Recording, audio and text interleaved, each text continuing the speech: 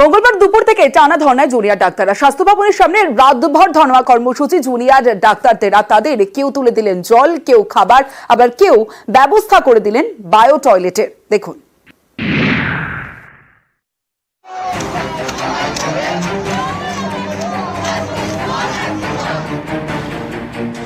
কেউ পাঠিয়েছেন বোতল বোতল জল, কেউ পাঠিয়েছেন সকালে টিফিন, কেউ দায়িত্ব নিয়েছেন রাত ও দুপুরের খাবারের। অস্থায়ী বায়ো টয়লেটেরও ব্যবস্থা করা হয়েছে। রাতভর ধর্নায় বসা জুনিয়র ডাক্তারদের পাশে এভাবেই দাঁড়িয়েছেন অনেকে। We are the resident of Lake Town. আমাদের এখানে লেক টাউন, কালিন্দী, শ্রীভূমি সব লোকরাই আছে এখানে। আমরা এসেছি। We are just want to be side of all these doctors, junior doctors, senior doctors, whoever it is. And yes, we are trying to help them whatever they need.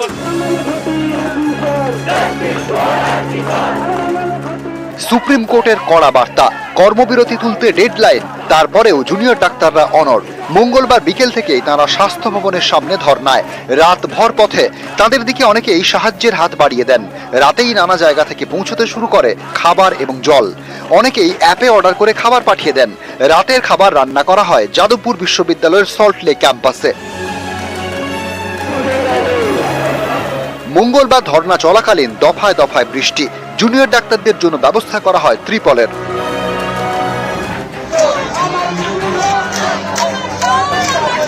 রাত পেরিয়ে সকাল, আন্দোলনকারীরা তখনও ঠায় বসে। সকালে টিফিন পৌঁছতে শুরু করে স্বাস্থ্য ভবনের সামনে।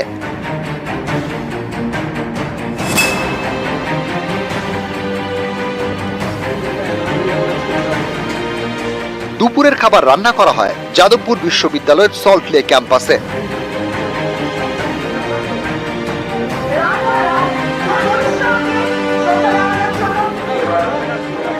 যাদবপুরের ছাত্রছাত্রীরা নিজেদের উদ্যোগে খাবার রান্না করে পৌঁছে দিচ্ছেন আন্দোলনের অকুস্থলে। পৌঁছে দিচ্ছেন স্বাস্থ্য ভবনের সামনে যারা রাত জাগছেন, ধর্নায় বসেছেন যেসব চিকিৎসক জুনিয়র ডাক্তাররা, তাদের জন্য। কি থাকছে মেনুতে? দুপুরের মেনুতে খিচুড়ি আর হচ্ছে ডিমের তরকারি। রাতের মেনুতে মিক্স ভেজ আর ফ্রাইড রাইস। যারা নিরামিষী ভেজ খাবেন তাদের জন্য ইডলি, সাম্বার, একদম সিম্পল ফুড। ডাক্তারদের পাশে যাদবপুর। আমরা ছাত্রছাত্রীরা জুনিয়র ডাক্তারদের পাশে দাঁড়াতে চাই। মানে এই ফান্ডটা কোত্থেকে আসছে? হ্যাঁ, এই ফান্ডটা হচ্ছে বেসিক্যালি আমাদের অ্যালামনি দাদারা, আমরা তাদের কাছে হাত পেতেছি, তারা সবসময় আমাদেরকে সহযোগিতা করেন। রাস্তায় বসে ধর্না, ঘন্টার পর ঘন্টা ধরে। জুনিয়র ডাক্তারদের জন্য ব্যবস্থা করা হয়েছে বেশ কয়েকটি বায়ো টয়লেটের। রাত্রিবেলা ওদের শুধু 4টে বায়ো টয়লেট দেওয়া হয়েছিল। We have tried to call up people and get more bio toilets. ওনারা যে এগুলো দিচ্ছেন, ওনারা যে আমাদের পাশে আছেন, সেই জন্য আমরা ওনাদেরকে অত্যন্ত ধন্যবাদ জানাই যে ওনারা পাশে আছেন। ওনারা আমাদের এই প্রোটেস্টটাকে যে পূর্ণ সমর্থন করছেন, সেটাই হচ্ছে এগুলো প্রমাণ। নিউজ 18 বাংলা।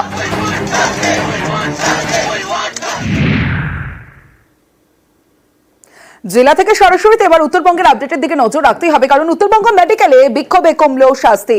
ট্রেড কালচারে 5 পড়ুয়াকে সাসপেন্ড। 5 পড়ুয়াকে 6 মাসের জন্য সাসপেন্ড। হস্টেলে আর থাকতে পারবে না অভিযুক্তরা। 5 পড়ুয়াকে বহিষ্কারের সিদ্ধান্তে বিক্ষোভ। গতকাল রাতে অধ্যক্ষকে ঘেরাও করে বিক্ষোভের জেরে রাতেই বহিষ্কারের সিদ্ধান্ত স্থগিত। আজ কলেজে কাউন্সিলের বৈঠকে সাসপেন্ডের সিদ্ধান্ত।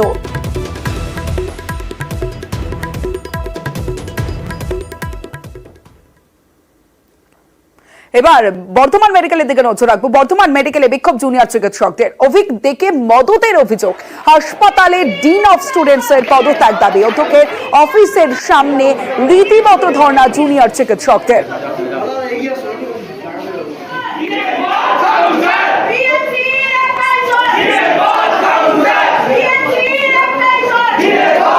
সন্দীপ ঘোষের যে মূল পান্ডা বিরূপক্ষ বিশ্বাস, বিশাল সরকার সহ কর্তৃপক্ষের প্রত্যক্ষ এবং পরোক্ষ মদতে তারা এই অপকর্ম এবং সমাজ বিরোধী কাজকর্মগুলো পরিচালনা করে এসেছিল। তার মধ্যে পাস ফেল, অনার্স থেকে শুরু করে অবৈধভাবে ছাত্রদের কাছ থেকে টাকা তোলা, সিন্ডিকেট চক্র, ক্যান্টিন দুর্নীতি এবং সর্বশেষ যে মারাত্মক অভিযোগ প্রিন্সিপাল অফিসের গেস্ট হাউস তারা ব্যবহার করে নিজের পছন্দ মতো ইচ্ছে মতো চিত্ত বিনোদন এবং মনোরঞ্জনের কাজে তারা ব্যবহার করত। মাননীয় এমএসভিপি যিনি ডিন এবং স্টুডেন্টস অ্যাফেয়ার্সের দায়িত্বে রয়েছেন, উনি এই অভিযোগ অস্বীকার করে সম্পূর্ণ দায় নতুন প্রিন্সিপালের ওপর ঘাড়ে চাপিয়ে দেন।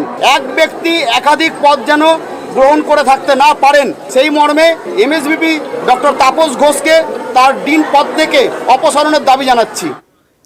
জুনিয়র ডাক্তারদের দাবি পরিপ্রেক্ষিতে বৈঠক, বর্ধমান মেডিকেলে কলেজ কাউন্সিলের জরুরি বৈঠক। ডিন এবং ওই গেস্ট হাউস, স্টেট কালচার, ওই একই দাবি যেগুলো এতদিন ধরে বলে আসছে, মোটামুটি একই দাবি আছে ওদের।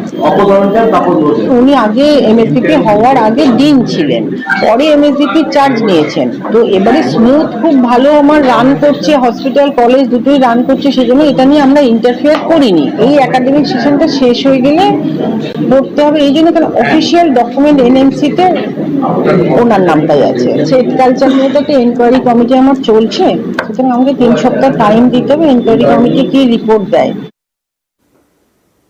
বিরূপাক্ষ বিশ্বাস তার আরো কীর্তিফাস, এবার ডাক্তারিতে ভর্তি করিয়ে দেওয়ার নামে টাকা আদায়ের অভিযোগ। মুর্শিদাবাদের পড়ুয়ার কাছ থেকে 8 লক্ষ টাকা আদায়ের অভিযোগ বিরূপাক্ষ বিশ্বাসের বিরুদ্ধে।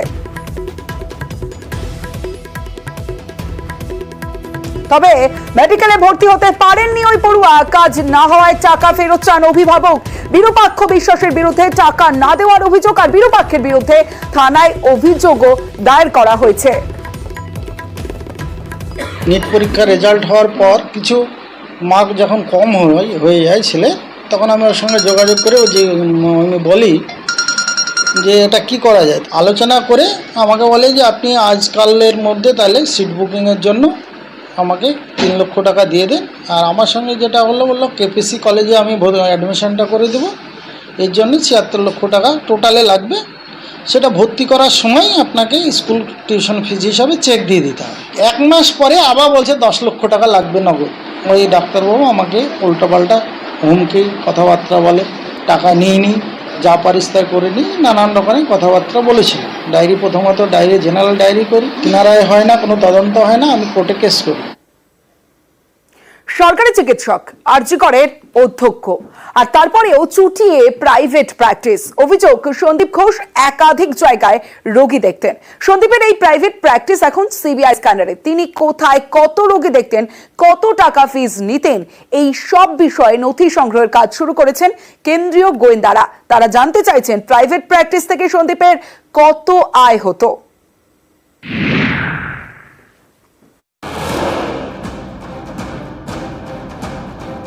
সন্দীপ ঘোষ আরজিকরের প্রাক্তন অধ্যক্ষ, তার বিরুদ্ধে ভুরি ভুরি অভিযোগ। এও অভিযোগ সরকারি হাসপাতালের চিকিৎসক এবং আরজিকরের অধ্যক্ষ হয়েও তিনি একাধিক জায়গায় প্রাইভেট প্র্যাকটিস করতেন। সিবিআই এর নজরে সন্দীপের এই প্রাইভেট প্র্যাকটিস। কেন্দ্রীয় গোয়েন্দারা খোঁজ করছেন কোথায় কোথায় প্রাইভেট প্র্যাকটিস করতেন সন্দীপ ঘোষ, এক একটি চেম্বারে কতজন রোগী দেখতেন, রোগীদের থেকে কত টাকা ফিস নিতেন, প্রাইভেট প্র্যাকটিস থেকে মাসে কত টাকা রোজগার হতো। এই সব বিষয়ে নথি সংগ্রহের কাজ শুরু করে দিয়েছে সিবিআই। অভিযোগ সন্দীপ ঘোষ প্রেসক্রিপশনে নিজের নাম লিখতেন না, প্রেসক্রিপশনে শুধু লেখা থাকতো ডক্টর এস ঘোষ। প্রেসক্রিপশনে ডাক্তারের রেজিস্ট্রেশন নাম্বার লেখা বাধ্যতামূলক, কিন্তু সন্দীপের প্রেসক্রিপশনে তা থাকতো না বলেই অভিযোগ। নিজের পেট বাঁচাতেই কি এভাবে প্রাইভেট প্র্যাকটিস করতেন সন্দীপ ঘোষ?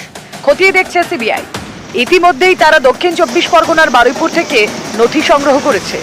গত সোমবার এই ক্লিনিকের খবর দেখানো হয় নিউজ 18 বাংলায় এক্সক্লুসিভ। এই প্রেসক্রিপশনে স্পষ্ট 8ই আগস্ট অর্থাৎ চিকিৎসক তরুণীর দেহ উদ্ধারের আগের দিনও বারুইপুরে ক্লিনিকে রোগী দেখেন সন্দীপ ঘোষ। সিবিআই এরও দাবি দেহ উদ্ধারের আগের দিন বারুইপুরে দেখা গিয়েছে সন্দীপের মোবাইল ফোনের টাওয়ার লোকেশন। শুধু তাই নয়, গত কয়েক মাসে বারবার সন্দীপের ফোনের টাওয়ার লোকেশন দেখা গেছে বারুইপুর স্টেশন লাগোয়া এলাকায়। এই এলাকাতেই সন্দীপ নিয়মিত রোগী দেখতেন বলে অভিযোগ। এও অভিযোগ সন্দীপ ঘোষ বারাসাতেও প্রাইভেট প্র্যাকটিস করতেন। এরকম বেআইনি প্রাইভেট প্র্যাকটিস করে সন্দীপ কত টাকা রোজগার করতেন সেটাই জানতে চাইছে সিবিআই। নিউজ 18 বাংলা।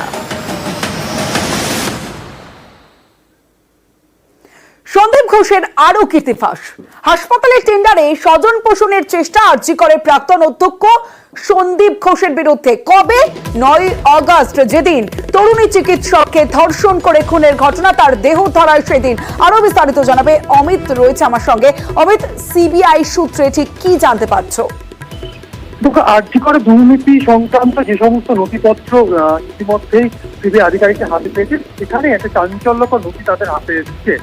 ঘটনা নির্যাতিতার ধর্ষণ করে খুনের ঘটনায় 9 তারিখ সকালে। কিন্তু সিবিআই হাতে যে তথ্য এসছে 7 তারিখে আরজি করে নিউনেটাল কেয়ার ইউনিটের একটি টেন্ডার ডাকা হয়েছিল ইনজেকশন অ্যাম্পিউলেন্স, এবং সেটি ফ্লোর ডেট ছিল 14 আগস্ট।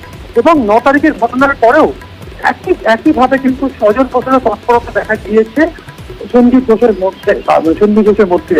সিবিআই সূত্রে দাবি করা হচ্ছে তার ক্লোজ অ্যাসোসিয়েট বিপ্লব সিং তার সাহায্য নিয়ে বা তার মধ্যস্থতায় একটি ইনজেকশন সরবরাহকারী সংস্থার সঙ্গে যোগাযোগ তিনি করছিলেন। এই তথ্য কিন্তু হাতে আসছে সিবিআই, তথ্য হাতে পেয়েছেন সিবিআই আধিকারিকরা। সেই জায়গা থেকে সিবিআই আধিকারিকদের মধ্যে প্রশ্ন যে যখন নির্যাতিতার ধর্ষণ করে খুনের ঘটনা উত্তাল একেবারে আরজিকর, এবং আরজিকরের ভেতরে আন্দোলন হচ্ছে, বাইরে আন্দোলন হচ্ছে, সেই মুহূর্তেও কিন্তু নিজের যে স্বভাব বা নিজের যে চরিত্র তাতে কিন্তু একদম ভাবে সেই কাজটা তিনি করে গিয়েছেন। যে টেন্ডার দুর্নীতির যে অভিযোগ তার বিরুদ্ধে উঠেছে, নিজেদের লোককে টেন্ডার পাইয়ে দেওয়ার যে তিনি যে চেষ্টা চালাতেন, সেই রকম চেষ্টা কিন্তু চালিয়ে গিয়েছেন এই ঘটনা ঘটার পরেও। সেটাই কিন্তু অবাক করেছে তদন্তকারী আধিকারিকদের। ইতিমধ্যেই ঘটনা সম্পর্কে, এই টেন্ডার সম্পর্কে বিস্তারিত তথ্য তারা নিচ্ছেন আরজিকর কর্তৃপক্ষের কাছে। সেক্ষেত্রে বর্তমানে যিনি এমএসভিপি রয়েছেন তার সঙ্গে যোগাযোগ করা হয়েছে, তার কাছে ওই টেন্ডার সম্পর্কে বিস্তারিত তথ্য তারা নিচ্ছেন, এবং একই সঙ্গে সঞ্জয় ঘোষের হাত ধরে যে টেন্ডার বেরিয়েছিল